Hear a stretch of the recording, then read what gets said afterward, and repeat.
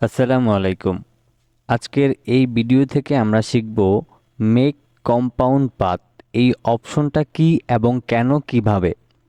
এই অপশনটার খুবই গুরুত্বপূর্ণ বিষয় রয়েছে যেগুলি আমরা সঠিকভাবে হয়তোবা অনেকেই জানি না। যদি আপনি এই অপশনের কাজ না জানেন তাহলে অ্যাডোবি ইলাস্ট্রেটরের কাজ করতে গেলে অনেক বেশি আপনি হেজিটেশন ফিল করবেন। আপনার একটা কাজ যদি আপনি সম্পূর্ণ না জানেন তাইলে সামান্য একটা অপশনের জন্য যদি আপনি কোথাও আটকায় যান, এটার চাইতে বড় ব্যর্থতা আর কি হতে পারে। তো আজকের এই ভিডিওটা অবশ্যই প্রত্যেকের জন্য গুরুত্বপূর্ণ এবং যারা নতুন গ্রাফিক ডিজাইন শিখছেন তাদের জন্য আরও বেশি গুরুত্বপূর্ণ। তো চলুন আমরা মূল কাজটি শুরু করি। তো মেক কম্পাউন্ড পাথ এটা শেখার জন্য আমাদের এখানে একটা ছবি নিয়ে আসতে হবে। তো আমি প্রথমে ফাইলে গেলাম, ফাইল থেকে প্লেসে গেলাম। যাওয়ার পর এখান থেকে আমার ছবিটাকে আমি একটু ওপেন করে নিই, কারণ এই অপশনটা ছবির মাধ্যমেই কাজ করা হয়। আচ্ছা, প্রথমে হচ্ছে এখানে দেখেন একটা শেপ রয়েছে। আমি যদি এই শেপটাকে এখানে রেখে আমি একটু উপরের দিকে তুলে দিই। এখন আমি যদি ধরেন এই শেপটাকে এইভাবে রেখে একটু বড় করে দিই তাইলে বুঝতে সুবিধা হবে। ওকে, এবার আমি যদি এখান থেকে রাইট বাটন ক্লিক করে মেক ক্লিপিং মাস্ক করি তাহলে দেখেন আমাদের এই সার্কেলটা অনুযায়ী কিন্তু আমাদের ছবিটা কেটে গেল।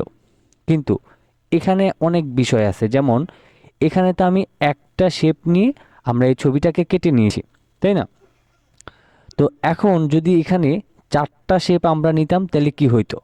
যেমন আমি ধরেন এই শেপটাকেই ছোট করে এখন আমি ধরেন আহ, এই অংশে একটা বসায় দিলাম, তারপর এই অংশটাতে একটা বসায় দিলাম, এবার দুইটাকে সিলেক্ট করে নিচের অংশে দুইটা বসায় দিলাম। এখন আমি চাচ্ছি সেই প্রথমকার মতোই আমি ওই যে গোল শেপের মধ্যে যে আমার ছবির অংশটুকু আসতো, এবার আমি চাচ্ছি যে এই চারটা অংশের মধ্যে আমার এই ছবির কিছু অংশ এটাতে কিছুটা আসুক এবং এটাতে কিছুটা আসুক, এটাতে কিছুটা আসুক। তো এখন দেখি আমরা আবারও সেম আগের মতো করে রাইট বাটন ক্লিক করে আমরা মেক ক্লিপিং মাস্ক করলে কি হয়। এখন ফলাফলটা যেটা হলো, আমরা শেপ কিন্তু নিয়েছিলাম চারটা, কিন্তু এখানে শুধুমাত্র একটা শেপই আমাদের মেক ক্লিপিং মাস্ক হয়েছে। এটার কারণটা কি সেটাই আমরা এখন এক্সপ্লেন করব।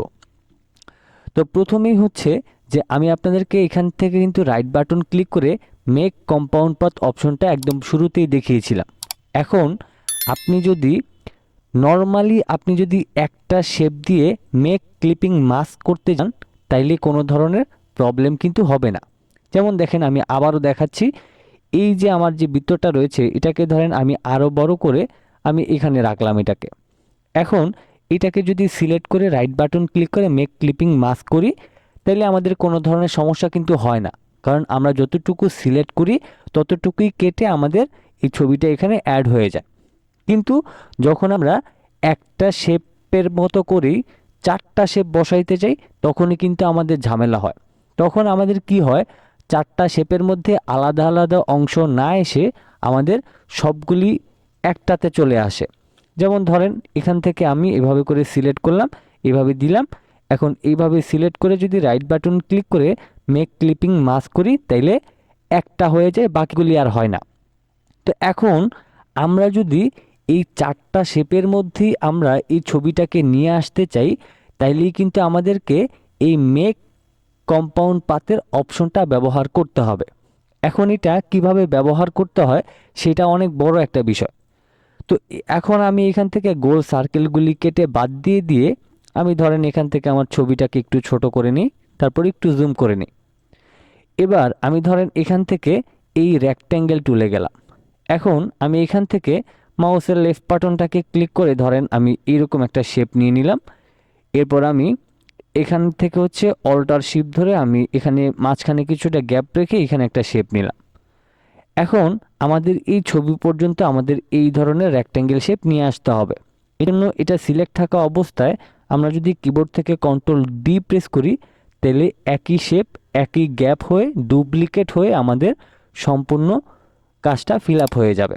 ওকে, এবার হচ্ছে আমরা যদি এই সব কয়টা শেপকে সিলেক্ট করি, যেমন এখান থেকে আমি সব কয়টা শেপ সিলেক্ট করলাম। সিলেক্ট করার পর এখন রাইট বাটন ক্লিক করে আমি যদি এখান থেকে মেক কম্পাউন্ড পাথের উপর ক্লিক করে দিই অ্যান্ড দেন সব কয়টা শেপকে একসাথে সিলেক্ট করে রাইট বাটন ক্লিক করে মেক ক্লিপিং মাস্ক করি।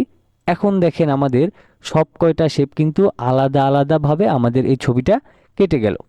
কিন্তু আপনি যদি এখান থেকে এই রেক্ট্যাঙ্গেল শেপ নিয়ে ধরেন এখানে একাধিক শেপ নিলেন আপনি, যেমন ধরেন আমি ছবিটাকে আবারও এখানে নিয়ে আসি, ধরেন আমার ছবিটাকে এখানে আমি আবারও নিয়ে আসলাম।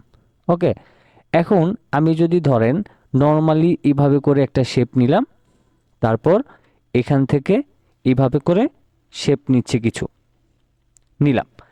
এখন আমি যদি এই কালো শেপগুলিকে এভাবে করে সিলেক্ট করে রাইট বাটন ক্লিক করে মেক কম্পাউন্ড পাথ অপশনে ক্লিক না করি, তাইলে যেই সমস্যাটা দেখা দেয় সেটা হচ্ছে এইভাবে করে আপনি মেক ক্লিপিং মাস্ক করলে একটা শেপ শুধু রয়ে যাবে, বাকিগুলি আর হবে না। এজন্যই আমরা মেক ক্লিপিং পাথ ব্যবহার করে থাকি। তো এখন মেক ক্লিপিং পাথ আমরা শুরু থেকেই এই ইলিপস টুলের মাধ্যমে দেখিয়েছিলাম। এখন মেক ক্লিপিং পাথ অপশনটা আপনি এখান থেকে যে কোনো শেপই নেন কেন সবগুলির ক্ষেত্রে একই রকমভাবে কিন্তু অ্যাপ্লাই হবে, ঠিক আছে? যেমন আপনি এইরকম গোল শেপ নেন, অথবা আপনি এইরকম রেক্ট্যাঙ্গেল শেপ নেন, অথবা আপনি এইরকম শেপ নেন, অথবা আপনি এখান থেকে স্টার শেপ নেন, সবগুলির ক্ষেত্রে একই রকম।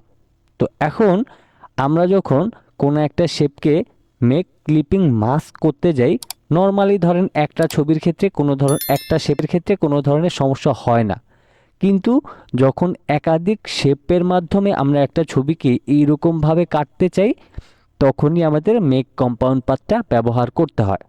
তো আশা করছি আপনাদেরকে এই সম্পূর্ণ বিষয়টা ক্লিয়ার করতে পেরেছি এবং সহজেই মেক কম্পাউন্ড পাথ বিষয়টা ক্লিয়ার হয়েছেন। যদি ভিডিওটি ভালো লেগে থাকে অবশ্যই ভিডিওতে একটি লাইক দিয়ে দিবেন, চ্যানেলে নতুন এসে থাকলে সাবস্ক্রাইব করে সাথে থাকবেন এবং অবশ্যই ভিডিওটি বন্ধুদের সাথে শেয়ার করে দেবেন যারা তারাও এই ধরনের ভিডিও পেয়ে গ্রাফিক ডিজাইনে আগ্রহী হতে পারে।